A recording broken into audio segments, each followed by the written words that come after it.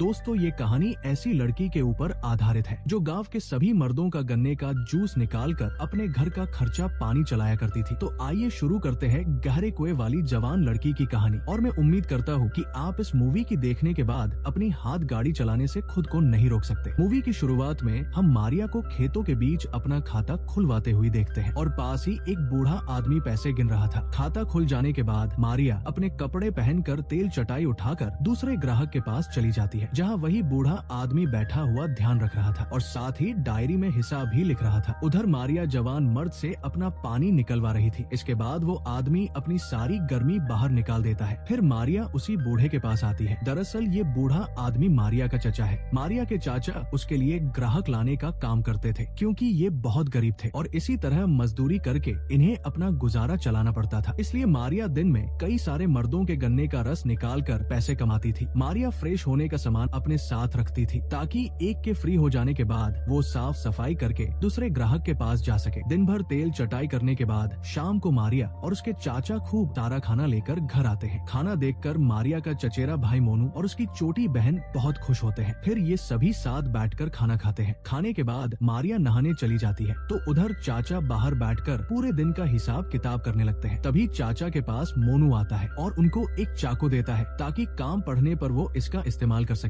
मोनू जानता था कि उसका बाप और उसकी चचेरी बहन क्या काम करते हैं, इसलिए मोनू ने इनको चाकू दिया था। इसके बाद मोनू वहाँ से उठकर सीधे अपनी चचेरी बहन के पास आता है जो कि अभी भी नहा ही रही थी। मोनू मारिया से पूछता है कि तुम्हें ऐसा काम करने में कोई दिक्कत तो नहीं होती। तो मारिया बताती है कि उसको कैसे अलग अलग मर्दों के साथ अपना खाता खुलवाना पड़ता है। अगर इस मोनू के 2 कुएं होते ना तो इसे पता चलता कि दिक्कत आती है या नहीं। आपको क्या लगता है, कमेंट करके बताओ, दिक्कत आती भी है या नहीं।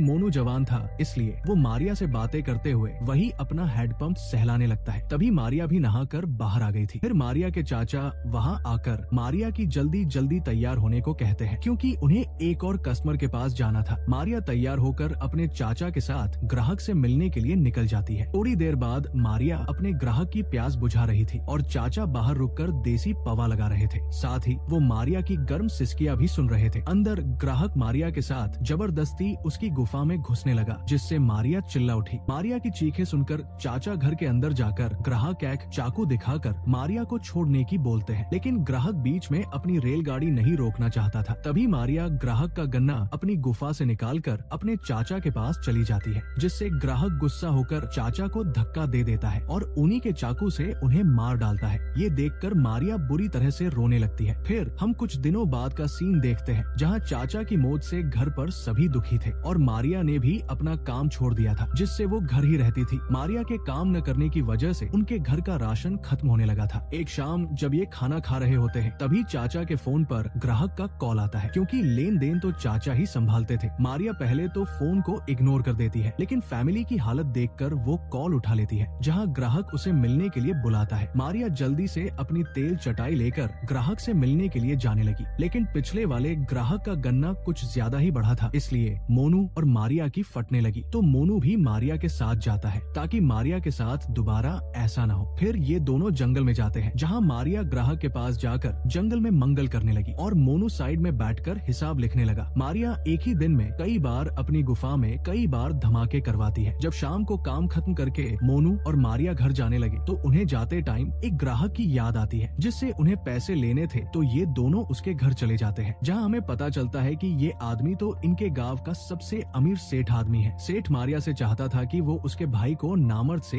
एक मर्द बना दे और उसकी तोप को अपनी गुफा में लॉन्च करवाए क्योंकि सेठ के भाई में आधे लड़कियों जैसे गुण थे, जिसके लिए सेठ मारिया को कई सारे पैसे देने का वादा करता है। बस ये बात गाँव वालों को पता नहीं चलनी चाहिए। मारिया भी इसके लिए मान गई थी तो वो सेठ के भाई को लेकर रूम में जाती है। अंदर जाते ही मारिया सेठ के भाई लुलू को खुश करने के लिए उसका माहौल बनाने लगी, लेकिन लुलू मारिया के बीच में ही रोक देता है क्योंकि लुलू तो आधा लड़की था इसलिए उसका टुनटुना खड़ा नहीं होता और मारिया को तो पैसे चाहिए थे और लुलू को अपने भाई को खुश करना था, इसलिए वो दोनों एक चालाकी करते हैं और दोनों एक दूसरे को खुश करने की नौटंकी करना शुरू कर देते हैं। मारिया की चीखें सुनकर बाहर बैठे सेठ को यकीन हो जाता है कि मारिया लुलू से अपनी गुफा में अच्छे से धमाके करवा रही है, जिसके बाद मारिया सेठ से पैसे लेकर सीधे अपने घर आ जाती है। घर आने के बाद सभी मिलकर खाना खाते हैं। अगले दिन मोनू पूरे गांव में खबर फैला देता है कि मारिया कम पैसों में अपने तरबूज का ज्यादा रस पिलाती है जिसे वो है 20 रुपए का बढ़ा गिलास चले आइए इधर इधर। मारिया की गुलाबी गुफा की बात सुनकर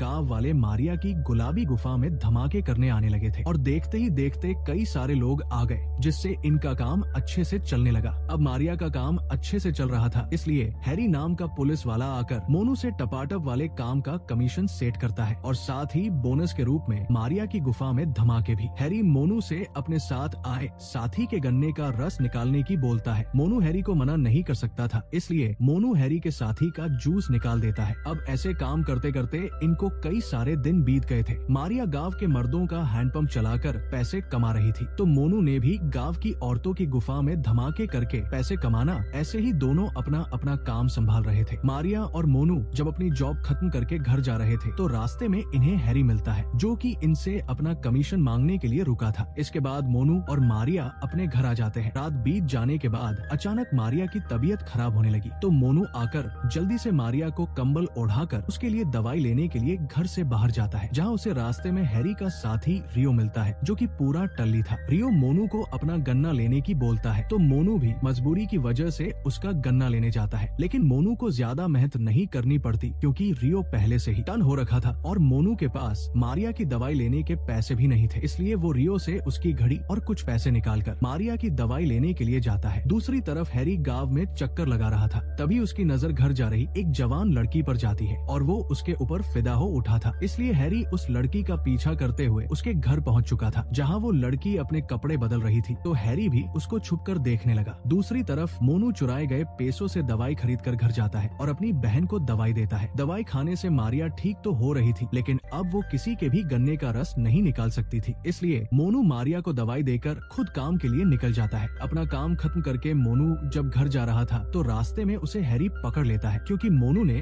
उसके साथी रियो की घड़ी और पैसे चुराए थे। मोनू को पकड़ने के बाद हैरी उसकी खूब धुलाई करता है और जेल में बंद कर देता है। उसी जेल में वो स्कूल वाली लड़की भी थी, जिसका हैरी पीछा कर रहा था। दरअसल हैरी उस लड़की की गुफा में धमाके करने की सोच रहा था और लड़की की सहमति से, इसलिए उसने उस लड़की को जेल में बंद कर रखा था। उधर मारिया मोनू के घर न आने की वजह से बहुत परेशान थी और घर में खाना न होने की वजह से मारिया काफी कमजोर पड़ गई। दूसरी तरफ जेल में मोनू उस लड़की से उसका नाम पूछता है, तो वो लड़की अपना नाम चमकीली बताती है और वो मोनू से हेल्प मांगती है, पर बेचारे मोनू की तो खुद की वाट लगी हुई थी। दोनों को बातें करता देख हैरी को काफी गुस्सा आता है और वो मोनू को जेल से बाहर निकालकर उसकी धुलाई करने लगा और वो मोनू को चमकीली से दूर रहने की सलाह भी देता है। थोड़ी देर बाद हैरी के हाथ मोनू की हिसाब वाली डायरी लगती है, जिसने मारिया के ग्राहक के नंबर और पूरा हिसाब लिखा हुआ था। ये देखकर हैरी मोनू के पास जाकर उससे पैसे मांगता है, लेकिन मोनू के सारे पैसे तो मारिया की गुफा सही करने में खर्च हो चुके थे। इसलिए हैरी मारिया के एक ग्राहक को कॉल करके जेल में बुलाता है ताकि वो चमकीली से मजे कर सके। फिर हैरी उस ग्राहक से पैसे लेकर उसे चमकीली के पास भेजता है और चमकीली उसे अपना जूस नहीं पिलाती, इसलिए हैरी इस आदमी को भगा देता है। ये सब देखकर मोनू को एक आइडिया आता है और वो हैरी से कहता है कि चमकीली को तुमसे धमाके करवाने के लिए मैं और मेरी बहन मना सकते हैं। हैरी को मोनू की बात सही लगी, इसलिए वो जल्दी से मारिया की जेल में बुलाता है। मारिया के आते ही हैरी उसे भी चमकीली के साथ जेल में डाल देता है और मारिया से कहता है कि तुम्हें चमकीली को मुझे अपनी गुफा में धमाके करवाने के लिए मनाना होगा। अगर ऐसा हुआ तो मैं तुम्हें और तुम्हारे भाई को छोड़ दूंगा। ऐसा सुनकर मारिया जल्दी से चमकीली को तैयार करने लगी। तैयार करने के बाद वो हैरी को जेल के अंदर बुलाती है। हैरी अंदर आते ही जबरदस्ती चमकीली की गुफा में धमाके करने लगा और धमाके करके चला गया। रात को जब हैरी वापस जेल में धमाके करने आया तो मारिया उसे पहले ही रोक लेती है और हैरी से कहती है कि मैं चमकीली के सामने ही तुमसे अपनी गुफा में धमाके करवाऊंगी, ताकि मुझे देखकर चमकीली भी कुछ सीख सके। ये सुनकर हैरी भी उसकी बात मान गया और फिर मारिया हैरी को